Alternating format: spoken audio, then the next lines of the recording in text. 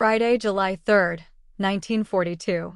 Dear Kitty, Harry visited us yesterday to meet my parents. I had bought a cream cake, sweets, tea, and fancy biscuits, quite a spread, but neither Harry nor I felt like sitting stiffly side by side indefinitely, so we went for a walk, and it was already 8:10 when he brought me home. Daddy was very cross and thought it was very wrong of me because it is dangerous for Jews to be out after 8 o'clock, and I had to promise to be in 10 to 8 in future. Tomorrow I've been invited to his house. My girlfriend Jopi teases me the whole time about Harry. I'm honestly not in love. Oh no, I can surely have boy friends. No one thinks anything of that but one boyfriend, or beau as mother calls him, seems to be quite different. Harry went to see Eva one evening and she told me that she asked him, who do you like best, Fanny or Anne? He said, it's nothing to do with you. But when he left, they hadn't chatted together any more the whole evening. Now listen, it's Anne, so long and don't tell a soul.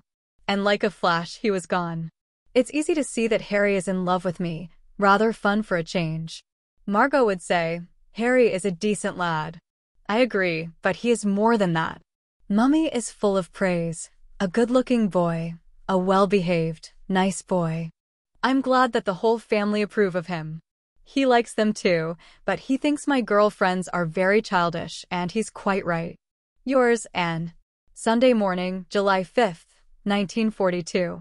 Dear Kitty, our examination results were announced in the Jewish theater last Friday. I couldn't have hoped for better. My report is not at all bad. I had 1 Vic Satis, a 5 for algebra, 2 6s, and the rest were all 7s or 8s. They were certainly pleased at home, although over the question of marks my parents are quite different from most. They don't care a bit whether my reports are good or bad as long as I'm well and happy and not too cheeky, then the rest will come by itself. I am just the opposite. I don't want to be a bad pupil. I should really have stayed in the 7th form in the Montessori school, but was accepted for the Jewish secondary. When all the Jewish children had to go to Jewish schools, the headmaster took Liz and me conditionally after a bit of persuasion. He relied on us to do our best, and I don't want to let him down. My sister Margot has her report too, brilliant as usual. She would move up with cum laude if that existed at school. She is so brainy. Daddy has been at home a lot lately, as there is nothing for him to do at business. It must be rotten to feel so superfluous. Mr. Kufuis has taken over Travis and Mr. Crowler the firm Collin and Company. When we walked across our little square together a few days ago, Daddy began to talk of us going into hiding. I asked him why on earth he was beginning to talk of that already. Yes, and he said, you know that we have been taking food, clothes, furniture to other people for more than a year now. We don't want our belongings to be seized by the Germans, but we certainly don't want to fall into their clutches ourselves.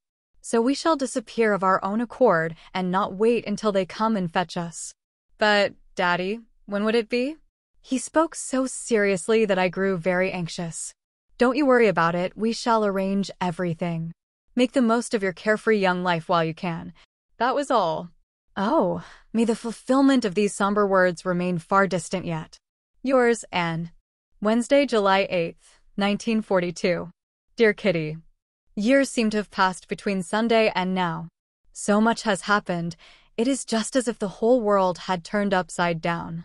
But I am still alive, Kitty, and that is the main thing, Daddy says. Yes, I'm still alive, indeed, but don't ask where or how.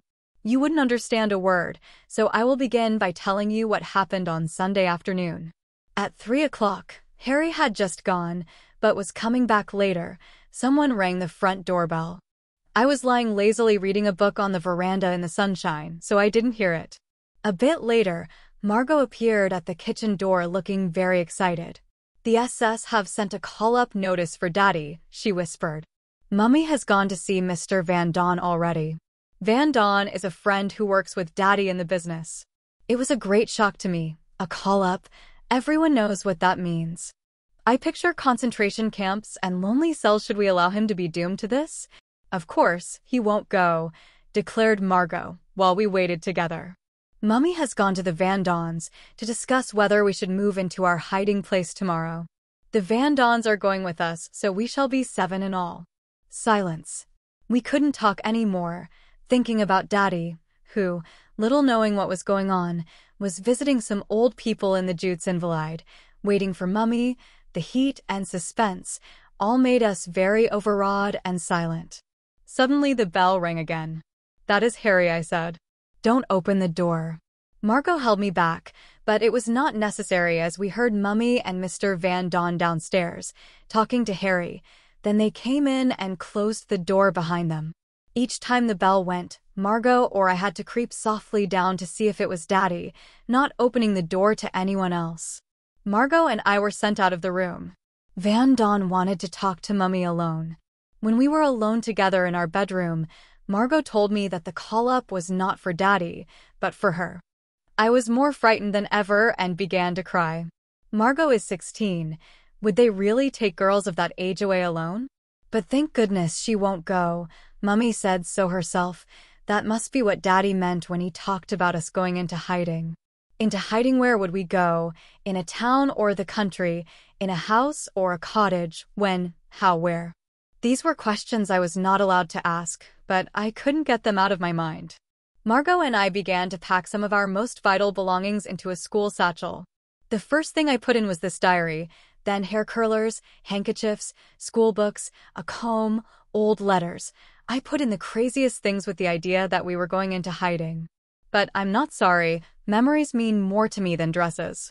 At 5 o'clock Daddy finally arrived, and we phoned Mr. Cufuus to ask if he could come around in the evening. Van Don went and fetched Miep. Miep has been in the business with Daddy since 1933 and has become a close friend, likewise her brand new husband, Hank. Miep came and took some shoes, dresses, coats, underwear, and stockings away in her bag, promising to return in the evening. Then silence fell on the house. Not one of us felt like eating anything. It was still hot, and everything was very strange. We let our large upstairs room to a certain Mr. Goudsmit, a divorced man in his 30s, who appeared to have nothing to do on this particular evening. We simply could not get rid of him without being rude. He hung about until 10 o'clock. At 11 o'clock Miep and Hank Van Santen arrived. Once again, shoes, stockings, books, and underclothes disappeared into Miep's bag and Hank's deep pockets, and at 11:30 they too disappeared. I was dead, tired, and although I knew that it would be my last night in my own bed, I fell asleep immediately and didn't wake up until Mummy called me at 5:30 the next morning. Luckily, it was not so hot as Sunday. Warm rain fell steadily all day. We put on heaps of clothes as if we were going to the North Pole, the sole reason being to take clothes with us. No Jew in our situation would have dreamed of going out with a suitcase full of clothing. I had on 2 vests, 3 pairs of pants, a dress, on top of that a skirt, jacket, summer coat, 2 pairs of stockings, lace-up shoes, woolly cap, scarf, and still more. I was nearly stifled before we started, but no one inquired about that. Margot filled her satchel with schoolbooks, fetched her bicycle, and rode off behind Miep into the unknown, as far as I was concerned. You see, I still didn't know where our secret hiding place was to be. At 7:30 the door closed behind us. Morch, my little cat, was the only creature to whom I said farewell. She would have a good home with the neighbors. This was all written in a letter addressed to Mr. Goudsmit. There was 1 pound of meat in the kitchen for the cat, breakfast, rings lying on the table, stripped beds, all giving the impression that we had left helter-skelter. But we didn't care about impressions. We only wanted to get away, only escape and arrive safely, nothing else. Continued tomorrow. Yours, Anne. Thursday, July 9th, 1942. Dear Kitty. So we walked in the pouring rain, Daddy, Mummy, and I, each with a school satchel and shopping bag filled to the brim with all kinds of things thrown together anyhow. We got sympathetic looks from people on their way to work. You could see by their faces how sorry they were they couldn't offer us a lift. The gaudy yellow star spoke for itself. Only when we were on the road did Mummy and Daddy begin to tell me bits and pieces about the plan. For months, as many of our goods and chattels and necessities of life as possible had been sent away, and they were sufficiently ready for us to have gone into hiding of our own accord on July 16th. The plan had to be speeded up 10 days because of the call-up, so our quarters would not be so well organized, but we had to make the best of it. The hiding place itself would be in the building where Daddy has his office. It will be hard for outsiders to understand, but I shall explain that later on. Daddy didn't have many people working for him. Mr. Crowler, Kufuis, Miep, and Ellie Vossen, a 23-year-old typist who all knew of our arrival. Mr. Vossen, Ellie's father, and 2 boys worked in the warehouse. They had not been told. I will describe the building. There is a large warehouse on the ground floor which is used as a store. The front door to the house is next to the warehouse door, and inside the front door is a second doorway which leads to a staircase. There is another door at the top of the stairs, with a frosted glass window in it which has office written in black letters across it. That is the large main office, very big, very light, and very full. Ellie, Miep, and Mr. Kufuis work there in the daytime. A small dark room containing the safe, a wardrobe, and a large cupboard leads to a small, somewhat dark, second office. Mr. Crowler and Mr. Van Don used to sit here. Now it is only Mr. Crowler. One can reach Crowler's office from the passage, but only via a glass door which can be opened from the inside, but not easily from the outside. From Crowler's office, a long passage goes past the coal store, up 4 steps, and leads to the showroom of the whole building, the private office. Dark, dignified furniture, linoleum and carpets on the floor, radio, smart lamp, everything first class. Next door there is a roomy kitchen with a hot water faucet and a gas stove. Next door the WC. That is the first floor. A wooden staircase leads from the downstairs passage to the next floor, B. There is a small landing at the top. There is a door at each end of the landing, the left one leading to a storeroom at the front of the house and to the attics. One of those really steep Dutch staircases runs from the side to the other door opening onto the street, C. The right-hand door leads to our secret annex. No one would ever guess that there would be so many rooms hidden behind that plain gray door. There's a little step in front of the door and then you are inside. There is a steep staircase immediately opposite the entrance, E. On the left, a tiny passage brings you into a room which was to become the Frank family's bed-sitting room. Next door, a smaller room, study and bedroom for the 2 young ladies of the family. On the right, a little room without windows containing the wash basin and a small WC compartment, with another door leading to Margot's and my room. If you go up the next flight of stairs and open the door, you are simply amazed that there could be such a big light room in such an old house by the canal. There is a gas stove in this room, thanks to the fact that it was used as a laboratory, and a sink. This is now the kitchen for the Van Don couple, besides being general living room, dining room, and scullery. A tiny little corridor room will become Peter Van Don's apartment. Then, just as on the lower landing, there is a large attic. So there you are. I've introduced you to the whole of our beautiful secret annex. Yours, Anne. Friday, July 10th, 1942. Dear Kitty, I expect I have thoroughly bored you with my long-winded descriptions of our dwelling. But still I think you should know where we've landed.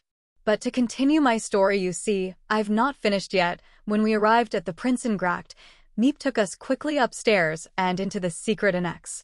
She closed the door behind us and we were alone.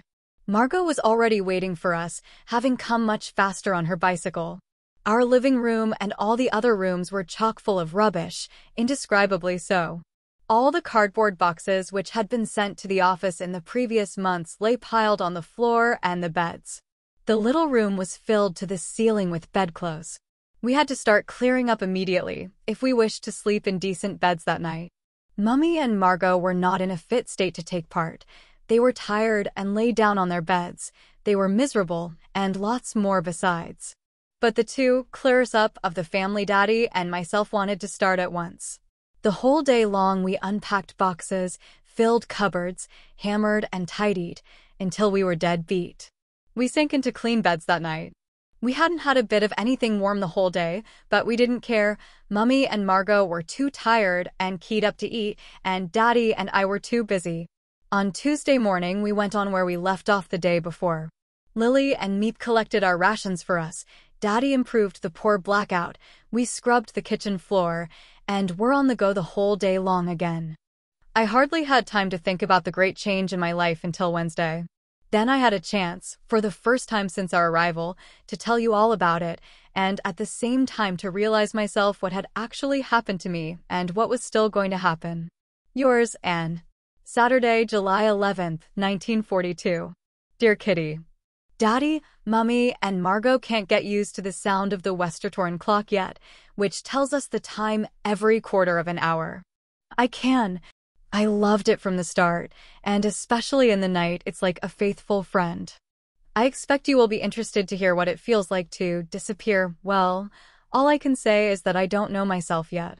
I don't think I shall ever feel really at home in this house, but that does not mean that I loathe it here. It is more like being on vacation in a very peculiar boarding house. Rather a mad idea, perhaps, but that is how it strikes me. The secret Annexe is an ideal hiding place. Although it leans to one side and is damp, you'd never find such a comfortable hiding place anywhere in Amsterdam. No, perhaps not even in the whole of Holland. Our little room looked very bare at first with nothing on the walls, but thanks to Daddy who had brought my film star collection and picture postcards on beforehand, and with the aid of paste pot and brush, I have transformed the walls into one gigantic picture. This makes it look much more cheerful, and when the Vandons come, we'll get some wood from the attic and make a few little cupboards for the walls and other odds and ends to make it look more lively. Margot and Mummy are a little bit better now. Mummy felt well enough to cook some soup for the first time yesterday, but then forgot all about it while she was downstairs talking, so the peas were burned to a cinder and early refused to leave the pan. Mr. Kufuis has brought me a book called Young People's Annual. The four of us went to the private office yesterday evening and turned on the radio. I was so terribly frightened that someone might hear it that I simply begged Daddy to come upstairs with me. Mummy understood how I felt and came too. We're very nervous in other ways, too, that the neighbors might hear us or see something going on. We made curtains straight away on the first day. Really, one can hardly call them curtains.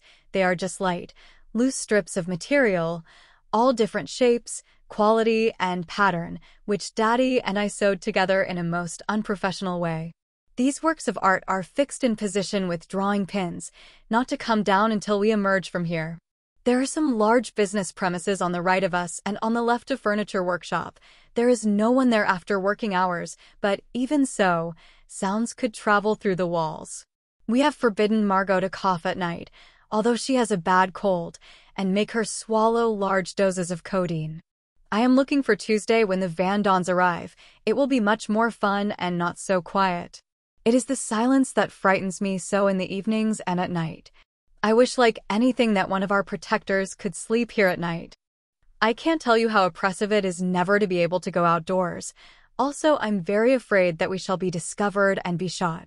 That is not exactly a pleasant prospect.